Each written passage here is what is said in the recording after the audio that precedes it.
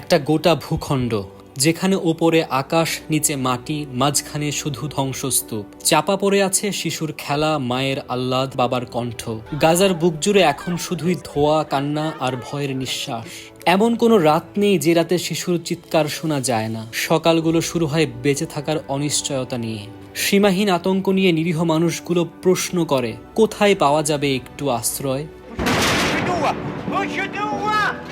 গাজা এখন আর কোনো শহর নয়, এক বিশাল কবরস্থান, ইট পাথরের নিচে গলিত স্বপ্ন। দখলদার ইসরায়েলি বাহিনী এমন কোনো জায়গা বাদ রাখেনি যেখানে বোমা ফেলা হয়নি। স্কুল, হাসপাতাল, ঘুমন্ত শিশুর বিছানা, সবই তাদের টার্গেট। ফিলিস্তিনিরা এখন কেবল বাঁচতে চায়, কিন্তু বাঁচার জায়গাটাও নেই। প্রায় 470 দিন ধরে চলা দখলদার ইসরায়েলি আগ্রাসনের নতুন চাপে আরও কোণঠাসা গাজাবাসী।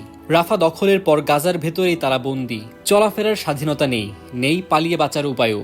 উত্তর গাজা থেকে দক্ষিণে যাওয়ার পথ বন্ধ করে দেওয়া হয়েছে, যেন পুরো জনগোষ্ঠীকেই মৃত্যুর মুখে ঠেলে দেওয়ার এক কৌশলী আয়োজন।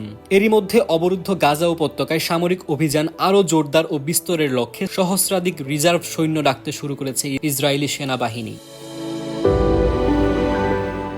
নতুন পরিকল্পনার আওতায় গাজায় ভূগর্ভস্থ ও ভূপৃষ্ঠের সব ধরনের অবকাঠামো ধ্বংস করার কথা জানিয়েছে ইসরায়েলি বাহিনী। 2 মাসের যুদ্ধবিরতি ভেঙে আবারও শুরু হওয়া এই অভিযান বন্দী মুক্তির নিশ্চয়তা দিতে ব্যর্থ হয়েছে।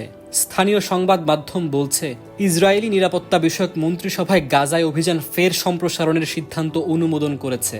তবে ডোনাল্ড ট্রাম্পের আসন্ন সফর শেষ না হওয়া পর্যন্ত এই অভিযান শুরু হবে না বলে ধারণা করা হচ্ছে।